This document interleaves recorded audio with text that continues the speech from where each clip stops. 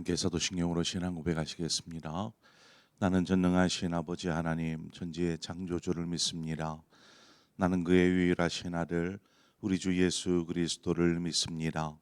그는 성령으로 잉태되어 동정녀 마리아에게서 나시고 본디오 빌라도에게 고난을 받아 십자가에 못 박혀 죽으시고 상설한 지 사흘 만에 죽은 자 가운데서 다시 살아나셨으며 하늘에 오르시어 전능하신 아버지 하나님 우편에 앉아 계시다가 거기로부터 살아있는 자와 죽은 자를 심판하러 오십니다. 나는 성령을 믿으며 거룩한 공교회와 성도의 교제와 죄를 용서받는 것과 몸의 부활과 영생을 믿습니다. 아멘. 우리 함께 찬송가 50장 내게 있는 모든 것을 아낌없이 드리네. 우리 함께 찬송하도록 하겠습니다. 찬송가 50장입니다. 50장 함께 찬송하겠습니다.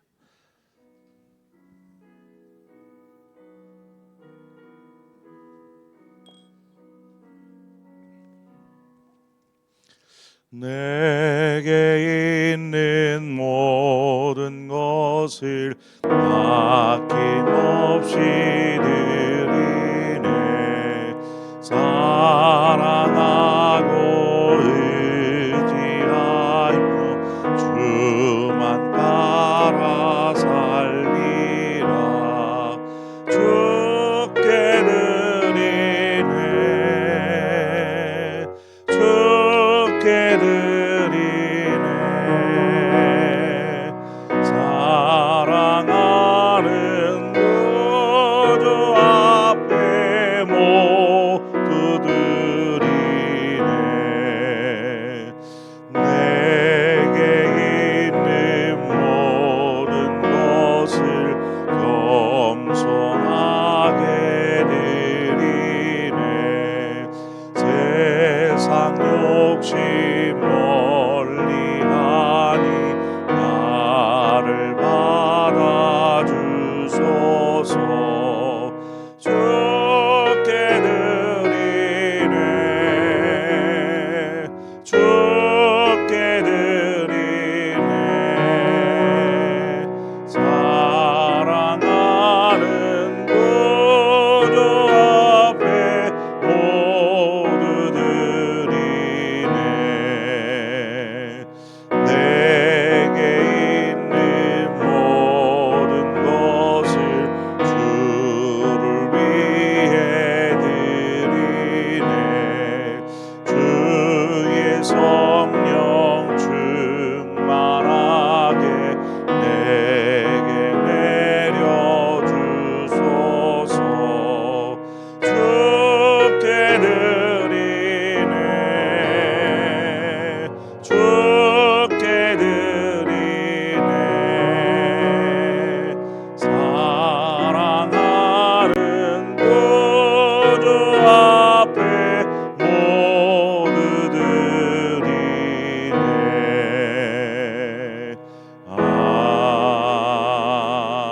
아멘. 하나님의 말씀 보겠습니다. 역대상 29장 10절에서 19절의 말씀입니다.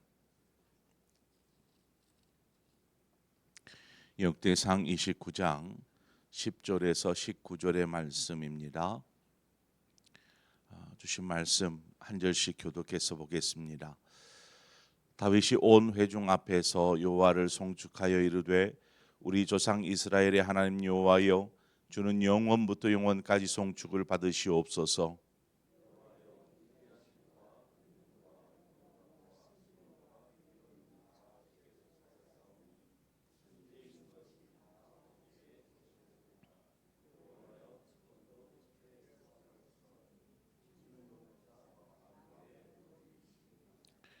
부와 귀가 주께로 말미암고 또 주는 만물의 주제가 되사 손에 권세와 능력이 있사오니 모든 사람을 크게 하심과 강하게 하심이 주의 손에 있나이다.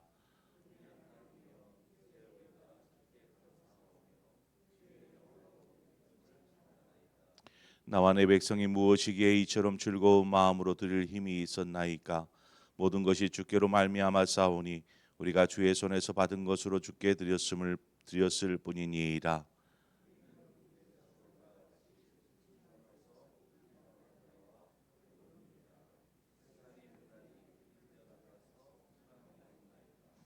우리 하나님 여호와여, 우리가 주의 거룩한 이름을 위하여 성전을 건축하려고 미리 저축한 이 모든 물건이 다 주의 손에 왔사오니 다 주의 것이니이다.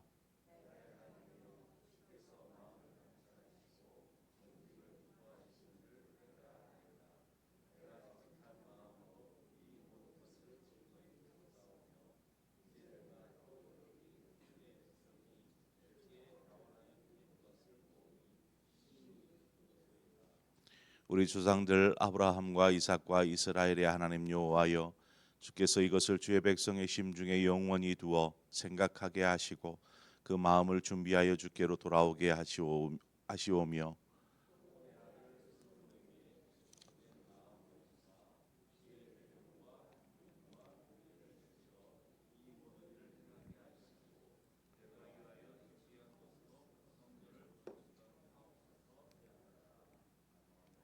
아멘.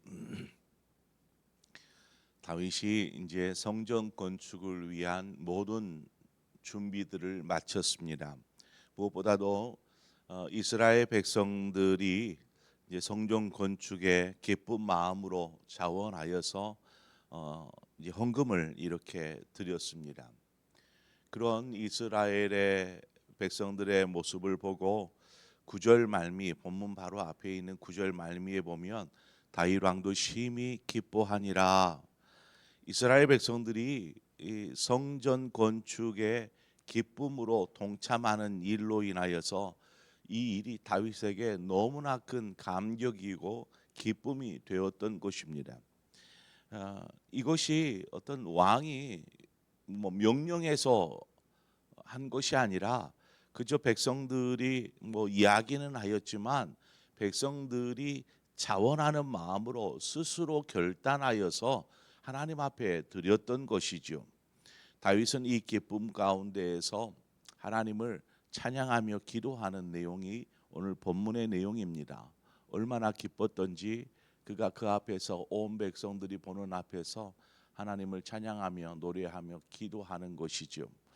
자, 그의 기도의 내용을 보면 백성들로 인한 그 기쁨, 이 기쁨보다 이 모든 일을 이렇게 이루어 주신 하나님에 대한, 이렇게 행하신 하나님에 대한 기쁨이 더 크다라는 것을 우리는 발견하게 됩니다. 하나님, 백성들이 이렇게 해줬는데 너무나 기쁩니다. 그러면 그 기쁨은 백성들에게 향한 기쁨이 되겠죠. 그러나 다윗은 이것을 하나님이 이와 같은 일들을 행하셨습니다라는 하나님께로 영광을 올리고 있더라는 것입니다. 11절에 보니까 여호와의 위대하심과 권능과 영광과 승리와 위엄이 다 주께 속하여 싸우니 천지에 있는 것이 다 주의 것이로소이다. 여호와의 주권도 주께 속하여 싸우니 주는 높으사 만물의 머리심이다. 이렇게 고백하는데 여기에서 알 수 있듯이 모든 것은 하나님의 주권과 하나님의 섭리 가운데 있다라는 것입니다. 다윗이 자신이 왕이 되어서 지금까지 40년 동안 이스라엘을 다스릴 수 있었던 것, 그것도 하나님의 뜻이었고 하나님의 인도하심이었습니다.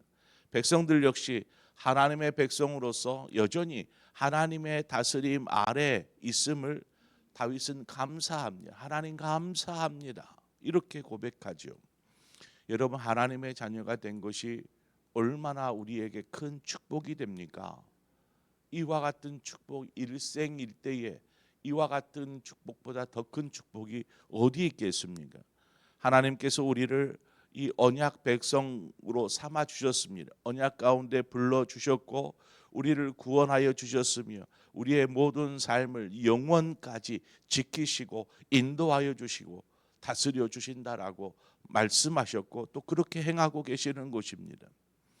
이것이 우리가 하나님께 우리의 삶 전부를 통해서 영광 올려드려야 할 이유가 되는 것이죠.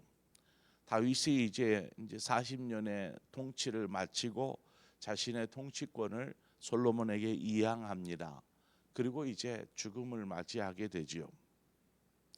이런 죽음을 앞두고 있지만 왕이 된 이래 하나님께서 이스라엘을 지켜주셨고, 그래서 지금은 강대한 나라, 주변의 나라들이 이스라엘을 범접할 수조차 없는 이러한 강력한 나라가 되게 하시고, 이스라엘 백성들이 하나님을 사랑하는 그 마음으로 자신의 것들을 기쁨으로 내어드릴 수 있는 하나님을 사랑하는 백성들로 세워지게 한 것, 이런, 또한 다윗은 이스라엘 백성들로부터 칭송을 받는 왕이었습니다.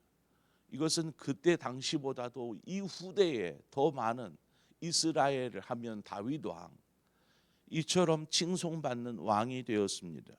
이 모든 것이 다윗이 나라를 잘 다스리고 통치해서 이 부분도 있었겠지만 그보다도 하나님의 은혜인 것이죠. 그것을 누구보다 잘 아는 사람이 다윗이었습니다. 하나님, 이 나라가 이 날이 때까지 이렇게 세워질 수 있었던 것, 그것은 하나님의 은혜입니다. 이렇게 고백하는 것입니다. 사사시대를 보십시오. 사울 왕 때를 보십시오. 솔로몬 말기 때부터 이제 나라가 분열되고 분열된 왕국의 시대를 보십시오. 다윗의 이와 같은 때와 같은 그런 시기가 있었나? 가장 아름다웠던 시기, 신앙 안에서, 믿음 안에서 나라가 잘 세워졌던 시기, 이것은 누가 한 것이 아니라 바로 하나님께서 하셨다라는 것입니다. 다윗이 이런 하나님을 인하여서 모든 그 백성들 앞에서 하나님, 이 모든 영광과 찬송을 주님 홀로 받으시옵소서 하면서 영광을 올려드리는 것이 본문의 기도입니다. 이 고백을 보면은요, 계시록에 나와 있는 모든 하늘의 천군과 전사들이 하나님과 그 어린 양 예수 그리스도를 찬송하는 내용과 거의 흡사합니다.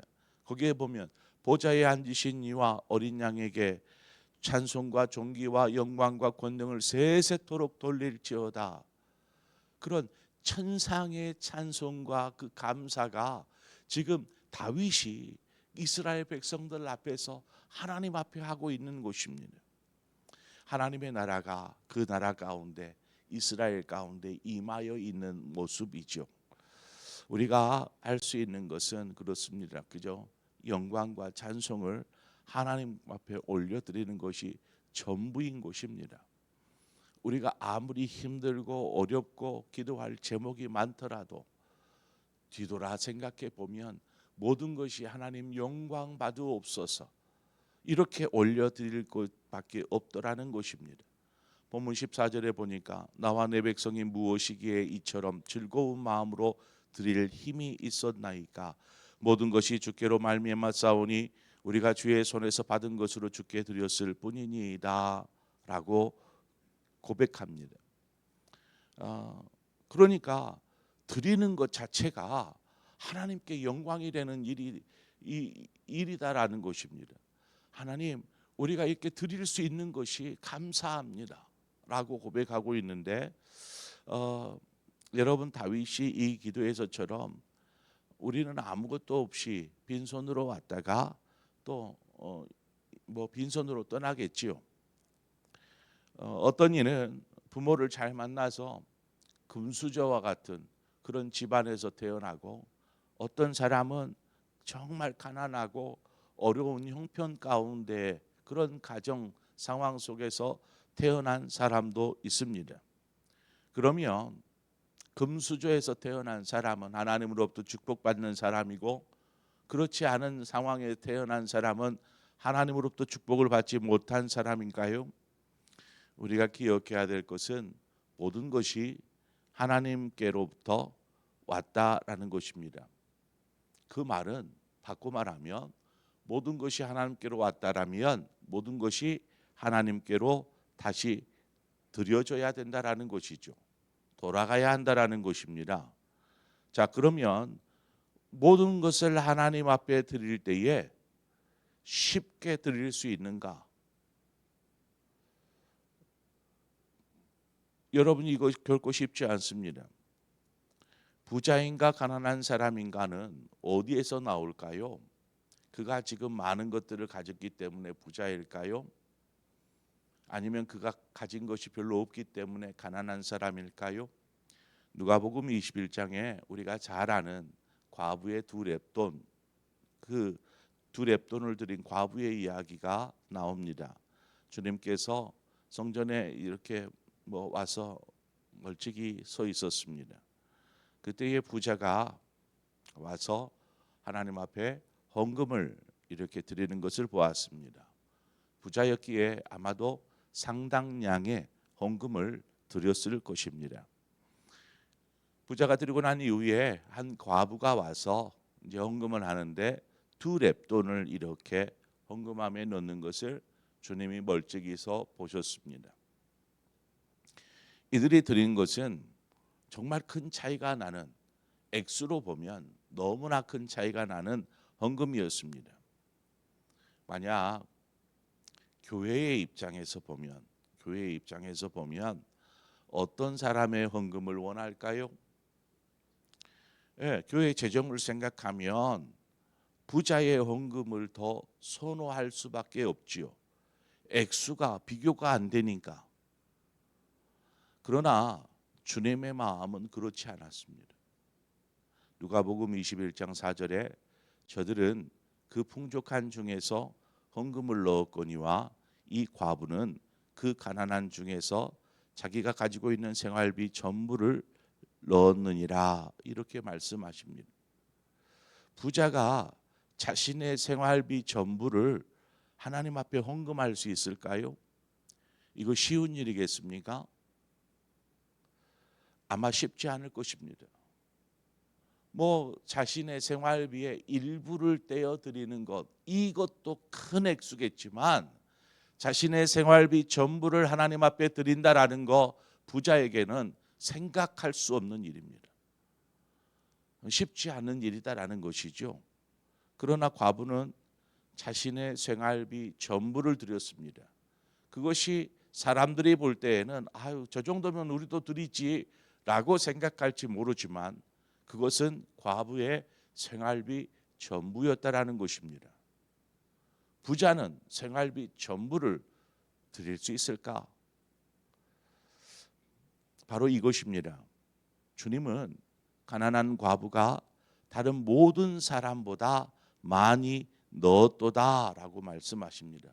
저 과부가 다른 모든 사람들, 그곳에 헌금하는 모든 사람들보다 많이 드렸다. 여러분, 그것은 헌금의 액수에 있지 않았습니다. 헌금의 액수에 있지 않았습니다. 그가 가진 것의 전부를 내어 드렸으니 가장 많이 드린 것이지요. 우리는 어떻습니까? 하나님 앞에 우리의 삶을 드릴 때, 헌금이었든 내 어떤 힘이 되었든 내 헌신이 되었든 하나님 앞에 드릴 때에 어떤 마음으로 드립니까? 모든 것이 주께 받은 것으로 고백하는데 이제 주께 다시 돌려드린다 라고 우리는 고백할 수 있는가? 본문 17절 중반 이하에 보면 내가 정직한 마음으로 이 모든 것을 즐거이 드렸사오며 이제 내가 또 여기 있는 주의 백성이 주께 자원하여 드리는 것을 보니 심히 기쁘도소이다. 왕이 볼 때에도 하나님 앞에 백성들이 자원하여서 그렇게 드려지는 것을 보고 너무나 다윗도 기뻤는데 하나님이 보실 때에는 어떤 마음일까라는 거죠. 하나님은 어떤 헌금의 양이 중요한 것이 아니라 그 사람의 마음을 중요하게 여기십니다. 그가 정말 자원하는 마음이 있는가? 그 마음 가운데 기쁨의 드림이 있는가? 그 마음 가운데 최선의 드림이 있는가? 그것을 보는 것이죠. 그 액수가 얼마나 작고 많으냐? 이거는 아무런 의미가 없다라는 것입니다. 기쁜 마음으로 최선의 드림이 있는가?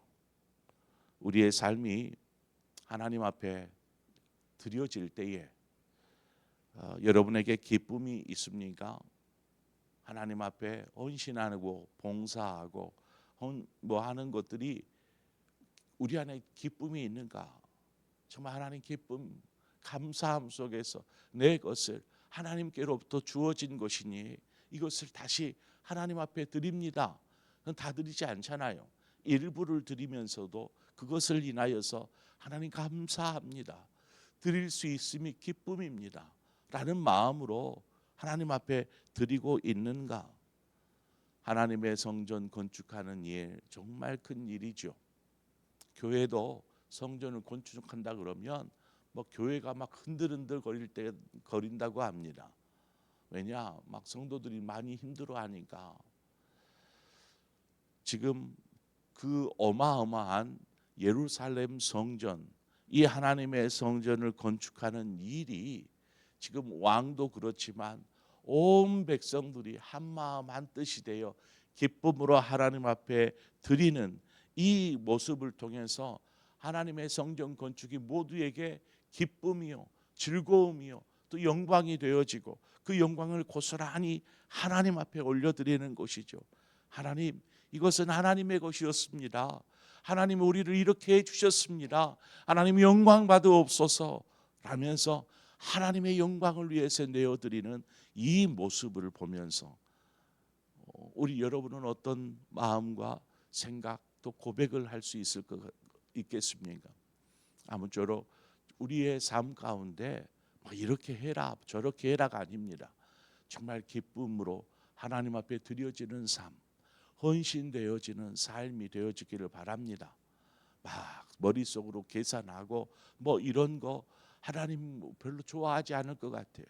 어떤 마음이든지 우리 안에 기쁨과 자원함과 감동이 되어지는 것이 바로 하나님의 기쁨이고 하나님의 감동이고 하나님께 영광이 되어지는 삶일 줄 믿습니다. 그런 삶을 사는 저와 여러분의 삶이 되어지기를 주님의 이름으로 축원드립니다. 우리 함께 기도하겠습니다. 좋으신 하나님 아버지, 은혜와 사랑을 감사합니다. 우리를 하나님의 자녀 삼으신 이것이 얼마나 큰 축복인지 뿐만 아니라 우리가 살아가는 이 땅에서의 모든 삶 동안에도 우리와 늘 함께하여 주시고 우리의 삶을 인도하여 주시고 우리의 삶을 다스려 주심을 감사합니다. 이것만으로도 하나님 모든 영광 홀로 받으시옵소서.